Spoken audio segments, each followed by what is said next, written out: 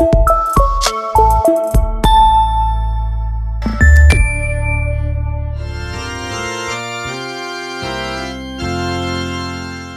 mofinaina isan'andro atolotry ny mpitandrina rakotina valina maoly.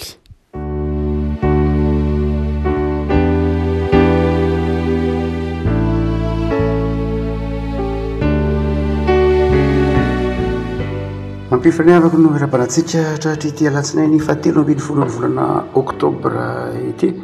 Ny mofinaina zay voalahatra ho antsika dia ny epistily voalohany nosoratan'i Paoly ho an'ny Korintianina. Korintianina voalohany toko 4:20, Korintianina voalohany toko 4:20, andiny 7:20 ka hatramin'ny 7:20. Korintianina voalohany toko 4:20, andiny 7:20 ka hatramin'ny 7:20. Fakitsika aminaran'i Jesosy. Koa aravory ny mpiangona rehetra ary ny olona rehetra samy miteny amin'ny fiteny tsy fantatra ary miditra ny tsy mahay na ny tsy mino, tsy olona zay ny va fa very saina ianareo. Fa raha samy maminany izy rehetra ary miditra ny tsy mino na ny tsy mahay dia ho voan'ny anatra ataon'izy rehetra sady ho tsarain'izy rehetra. Ka dia miseho ny zavatra takona ao am-pony dia iankohoka izy ka hivavaka. Amin'Andriamanitra sady ilaza fa Andriamanitra dia ao aminareo marina tokoa. Ray masino manamasinana amin'ny fahamarinana ny teninao no ho fahamarinana. Amen. Nisy olana lehibe ara-panahy tao anatin'ny fiangonana tany Korinto amin'ity toko 12:17 amin'ny taratasy nosoratan'i Paoly an'ny Korintianina ity olana ara-panahy. Olana ara-panahy tamin'ny lafiny antsoina hoe fanomezam-pahasoavana. Fantatsika ny lanjany antsoina hoe fanomezam-pahasoavana fa fanomezana nataon'Andriamanitra ho an'ny fiangonana mba hahatonga ny fiangonana hitombo ara-panahy, mba hahatonga ny mpino hivelatra amin'ny fitohinan'ny filazantsara, mba hahatonga koa ny tsy mpino higoka an'izany fahatsaran'Andriamanitra zany amin'ny fanomezam-pahasoavana omena amin'ny fiangonana na omena amin'ny mpino. Nisy olana nefa tao Korinto, ina ilay olana? Ny olana dia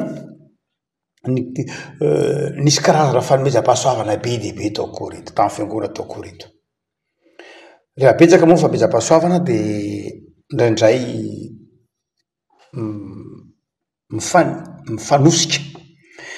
tamin'ny hoe nisy zany ireo olona zay nana fanomezam-pahasoavana manokana ny teny tamin'ny fiteny tsy fantatra, ary nisy kosa nana fanomezam-pahasoavana hafa, mampianatra, ny maminany, ny mitoroteny, isan-karazany ireo fanomezam-pahasoavana tao Korinto. Fa noho ny toe-javatra tao anatin'ny fiarahamonina zay tafiditra tao anatin'ny fiangonana, satria tamin'ny andron'ny Paoly tamin'ny taonjato voalohany moa zany dia be dia be ireo mbola jentilisa izay tsy nino ny fampianarana ataon'i Kristy, tsy nino ny tsy nandray an'i Jesosy, dia mandrakariva zavatra toy ny rehefa misy zavatra mampiavaka azy dia indraindray miaraka mandrakariva amin'ny fisehosehoana izy ireny. Tokony anatin'ny fiangonana zany toe-tsaina tia sehoseho zany, ary dia no heverin'ny mpino sasany tao anatin'ny fiangonana fa ny fanomezam-pahasoavana tsara indrindra dia miteny amin'ny teny tsy fantatra, satria io le hoe tia sehoseho zany hoe hita io eny fa manana fanamasina, io fa miteny amin'ny teny tsy fantatra. Ary dia tonga tao anatin'ny fiangonana zany fiheverana zany ny fanomezam-pahasoavana tsara indrindra dia miteny amin'ny teny tsy fantatra, satria hitan'ny olona hoe manana ny fanamasina, hitan'ny olona hoe masina, hitan'ny olona hoe tsara. Ary dia ireo nana zany fanomezam-pahasoavana miteny amin'ny teny tsy fantatra zany dia ny hevitra fa niaza ny fanomezam-pahasoavana tsara indrindra dia ny fanomezam-pahasoavana maminany tsy zava-dehibe zany, ny fanomezam-pahasoavana manasitrana eo ihany zany, fanomezam-pahasoavana mampianatra tsy dia ambony loatra zany, fa ny fanomezam-pahasoavana ambony indrindra dia ny miteny amin'ny teny tsy fantatra. Dia ireo olona zay kristianina zay nana zany fanomezam-pahasoavana zany dia ny sehoseho ho tsara noho ny namany hafa, irery tsy nanana kosa fanomezam-pahasoavana hafa dia naniry fatratra ny fanomezam-pahasoavana zany. Zay mahatonga ny Paoly amin'ity Korintianina voalohany toko 12 ity dia manazava ny toerany natsoiny hoe fanomezam-pahasoavana, ary nanazava fa maro ny fanomezam-pahasoavana fa Andriamanitra dia iray ihany. Maro ny fanomezam-pahasoavana, betsaka ny fanomezam-pahasoavana fa ny tompo dia iray ihany. Ary amin'ny toko 12 Paoly dia nanazava tsotro zao fa tsy heviny inge fanomezam-pahasoavana miteny amin'ny teny tsy fantatra io raha vao misaraka amin'ny fitiavana an'Andriamanitra sy fitiavana ny hafa. Na dia miteny amin'ny fitenin'ny olona sy ny anjely aza kanefa tsy manam-pitiavana dia varay maneno sy kibantsona mikarantsana ihany zany hoe asehon'ny Paoly fa tsy lay fanomezam-pahasoavana ihany ny zava-dehibe fa ny toe-tsaina hoenty mampiasa lay fanomezam-pahasoavana koa zava-dehibe le fanomezam-pahasoavana nomen'Andriamanitra fa nanahoana ny nampiasana azy nampiasaina tamin'ny toe-tsaina manahoana nampiasaina tamin'ny toe-tsaina maninona nampiasaina tamin'ny toe-tsaina manahoana lay fanomezam-pahasoavana de Paoly manazava manao hoe na inona fanomezam-pahasoavanao ka tsy nampiasainao tamin'ny fitiavana de tsisy heviny zany na tsara tahaka ny inona ary ny fanomezam-pahasoavanao na ambony tahaka ny inona ary ny fiverinao fanomezam-pahasoavanao rehefa tsy ampiasainao tamin'ny fitiavana n'Andriamanitra sy fitiavana ny hafa dia tsisy heviny zany amin'ity eto am-palatanantsika ity raha Korintiana voalohany toka fa 4:10 zay zara-mofinaina andiny fa 2:10 ka 3:10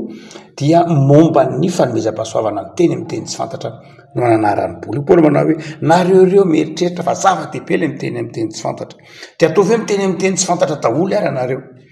ka misy olona miditra izy tsy mahazo zay teneninareo satria nareo miteny amin'ny teny tsy fantatra misy tsy mahazo zay teneninareo tsy mahay zay teneninareo dia inona no lazainy fa verisainareo lazainy fahadalinareo satria tsy azo ny zavatra teneninareo tsy aleo ve ho ny apôstôly Paoly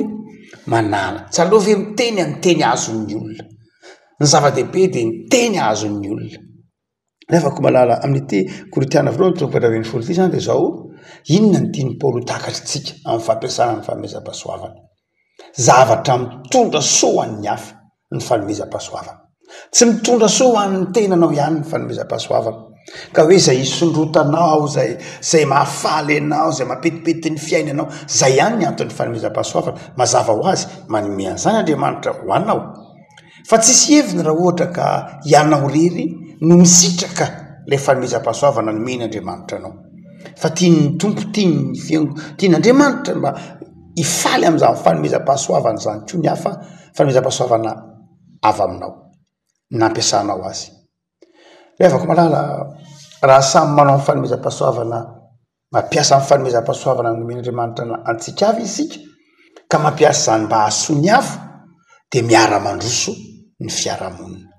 raha samy mampiasa amin'ny fanomezam-pahasoavana nomen'Andriamanitra antsika avy isika dia miara-mandroso ny fiarahamonina ny fanomezam-pahasoavana zay nomen'Andriamanitra antsika tsy fanomezam-pahasoavana itiavantsika ny tenantsika rery tsy fanomezam-pahasoavana zay hanasoavasoavantsika ny tenantsika manokana fa fanomezam-pahasoavana koa izay mba hahasoa ny hafa dia eo Paoly manao hoe raha ohatra ngeka ny fanomezam-pahasoavana omenanao bodonao samy rery dia zao iomeanao ary ny olona manjary tonga fimehezana ho an'ny hafa ianao manjary imehezany ny hafa impiry moa no mahitsika eny anivon'ny fiarahamonina eny olona zay men'Andriamanitra zavatra maro men'Andriamanitra fanomezam-pahasoavana maro mety vola mikarena fahazavan-tsaina talenta mozika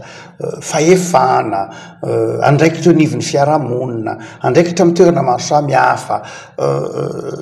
fahaiza miteny be dia be ireo karazana fanomezam-pahasoavana men'Andriamanitra ny olona fa izao manjary rehefa tsy ampiasaina le izy rehefa tsy ampiasaina ho an'Andriamanitra na tsy ahitany ny hafa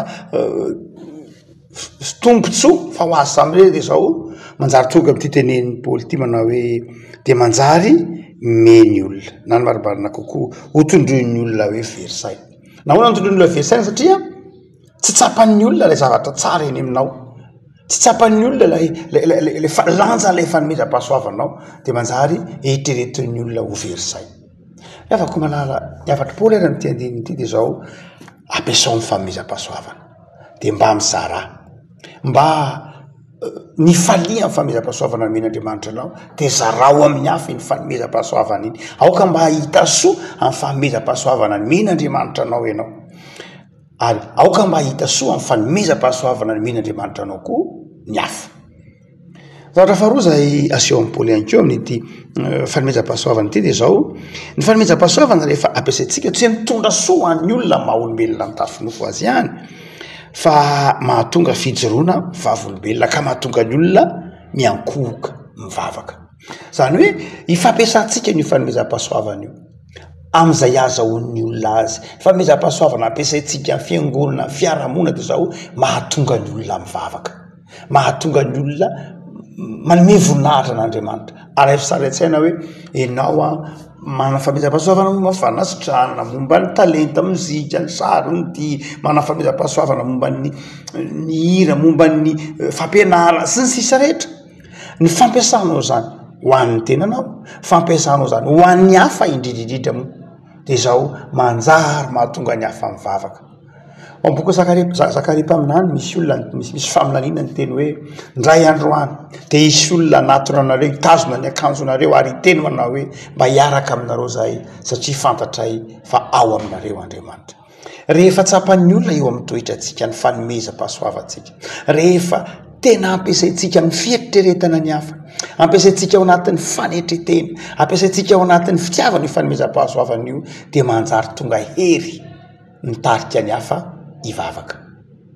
fa tsy mivavaka ny olona raha ohatra ka hitany eo amin'ny fiainantsika ny fitiavan-tena tsy mivavaka ny olona raha hitany eo amin'ny fiainantsika ny hoe ny fanomezam-pahasoavana dia mibodotsika samy rery manjary tsy mivavaka ny olona fa mety hiteny mihitsy manao hoe reny ve dia mpivavaka reny ve dia mpanompon'Andriamanitra sanatria diso izy mitsara saingy izao ny zava-dehibe dia ilay zavatra nomen'Andriamanitra antsika tokony hitaomany olona hivavaka ary fitaomana ny olona hivavaka ny voninahitra n'Andriamanitra tsy voatery amin'ny teny ihany fa indrindra eo amin'ny asa eo amin'ny fihetsika eo amin'izay ataontsika dia mahataona ny hafa hivavaka fa ny fahatelo izay aseho ity faminaniany Paoly ity koa any afatra Paoly ity koa dia izao tsy hoe mahatonga ny olona mivavaka ihany koa ilay izy fa mahatonga antsika ho marina eo anatrehan'Andriamanitra mahatonga ny filasan'ny Paoly azy manao hoe sady ilaza fa Andriamanitra dia ao aminareo mandrakareva tokoa tsy hoe mahatonga ny olona hivavaka ihany fa mahatonga ny olona ho resy lahatra ny amin'ny toetrantsika mahatonga ny olona resy lahatra hoe zany ka olo marina zany ka olona tsara zany ka mpanompon'Andriamanitra rehefa mampiasa ny fanomezam-pahasoavantsika io isika amin'ny fitiavana rehefa mampiasa ny fanomezam-pahasoavantsika io isika amin'ny fifaliana ka mandray soa avy amin'ny fanomezam-pahasoavana zany ny hafa dia tsy hoe mitona azy hivavaka ihany zany fa manjary mitona azy koa ahatsiaro fa mpanompon'Andriamanitra isika ahatsiaro fa sambatra izy manana antsika afako raha miteny ny mpanao salama manao hoe sambatra ny firenena manana an Jehova ho andriamanina dia izao satria sambatra ny firenena manana kristianina mampiasa ny fanomezam-pahasoavany ho an'ny hafa sambatra ny firenena manana n'Andriamanitra ho andriamanina fa iza moa no ampiasain'Andriamanitra ny mpino izasy ianao sambatra io firenena io raha ohatra ka mampiasa ny fanomezam-pahasoavantsika isika mba hasoa ny hafa mampiasa ny fanomezam-pahasoavantsika isika hitondra fifaliana sy fahombiazana ho an'ny hafa ary dia manjary mahatonga ny olona manodidina antsika hiteny hoe sambatra izay manana anareo havako ny mpanompon'Andriamanitra raha tenenin'i Jesosy hoe fanasy ny tany fa hazavan'izao tontolo izao dia satria izy mampiasa ny fanomezam-pahasoavana nomen'Andriamanitra azy satria isika mampiasa ny fanomezam-pahasoavana nomen'Andriamanitra antsika dia manjary fanasy ny tany isika tsy fanasy ny tany isika raha ampiasaintsika ho an'ny tenantsika samy rery fa tonga fanasy ny tany isika satria zara itsika izay noraisitsika fa amin'Andriamanitra ary tsy nyzaraintsika tao anatin'ny lasa sy ny fimonomana araka ny tenin'ny Paoly ao amin'ny Filipianina fa nyzaraintsika tamin'ny fitiavana sy ny fanantenana dia amin'izay fotoan'izay ny mpino dia olona ilain'ny fiarahamonina vahaolana ho an'ny fiarahamonina dia afaka malala ny mpino ary dia olona ilain'ny fiarahamonina vahaolana ho an'ny fiarahamonina andrasan'ny fiarahamonina satria nahoana satria nandray ny fanomezam-pahasoavana tamin'Andriamanitra izy ary izary zany ilay Jesosy Kristy izay loharan'ny fanomezam-pahasoavana ny ampahiny antsika dia afaka amin'ny fizarana ny fanomezam-pahasoavana amin'ny fampiasana ny fanomezam-pahasoavana nomeny antsika hivavaka isika tompo misoranao izay noho ny fanomezam-pahasoavana nomenao anay fanomezam-pahasoavana nomenao anay izay tianao ampiasainay amin'ny fitiavana tianao ampiasainay amin'ny fanetretena tianao ampiasainay mba hasoa ny hafa sy hasoa ny fiangonana ny fitoriana ny filazantsara nosoratra tompo fa tsy misy aminay na iray ary ka afaka hiteny eo anatrehanao manao hoe tsy nomena fanomezam-pahasoavana izay fa nandray fanomezam-pahasoavana izay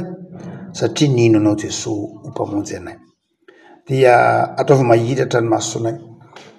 aizana mampiasa ny fanomezam-pahasoavana menao ao anatin'ny fitiavana mba hahasoa ny hafa. Esola ty anatiny ny fitiavatena, esola ty anatiny ny firehareana, esola ty anatiny ny fizahozahoana. Fa mivavak'izay Jesosy ampahirezo mba hatsiary fa ilainao, ilain'ny fiangonana, ilain'ny mpiarabelona aminay ny fanomezam-pahasoavana nomenao anay. Vavak'izay tompo an'ny firenena, hitanao tsy taoko nafenina fa eo ambany masonao ny atrehanay ankehitriny. Mifono zay tompo am'izay rehetra mety teny mifandratra etseroa alokon'ny molotray amin'ny tsy fiambenanay noho ny hatezeranay. Mamelany elokay tompo raha toa ka tsy mahay miresaka, tsy mahay mifanakalo hevitra izahay, fa misaotra anao kosa zahay fa omenao tanindrazana. Dia ianao Andriamanitra no metrahanay ny tanindrazanay am'izay disadisa maro samihafa miseho anivon'ny firenenay, dia inonay fa zakanay zany. Matoa velanao lalovana fizahan-tsotra tahaka izao ny tanindrazanay, dia mino izay tompo fa hanampy anay ianao. Jereo ireo manana olana, jereo ireo izay maratra, jereo ireo izay manamanjo, dia ampahirezo izy ireny tompo.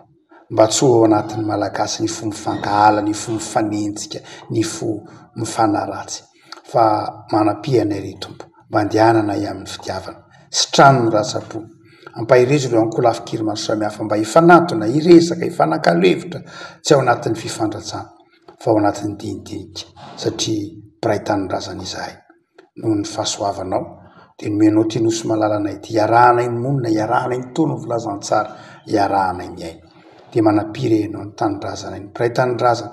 ireo mpifanandrina maro samihafa eo anivon'ny politika, dia mivavaka ho azy iray omenao fahendrena sy fahazavatsana. Vavaka manoka zay ho any FFKM izay ray aman-dreny eto anivon'ny firenena, ary nantsoinao manana didy sy andraikitra amin'ny fampihavanana, amin'ny fandaminana ny raharaha, dia ome fahazavan-tsaina izy ireo tario amin'ny fanahinao masina. Dia tokantrano tsirairay avy Jesosy mifedanam-po, tokantrano tsirairay avy hampanalaviran'ny fahasahirana sy ny tebiteby, dia mametraka ny fiainana ny tanindrazana, ny fiangonana tsirairay avy eo ambany fahasoavanao ray, zanaka, fanahy masina. Amen.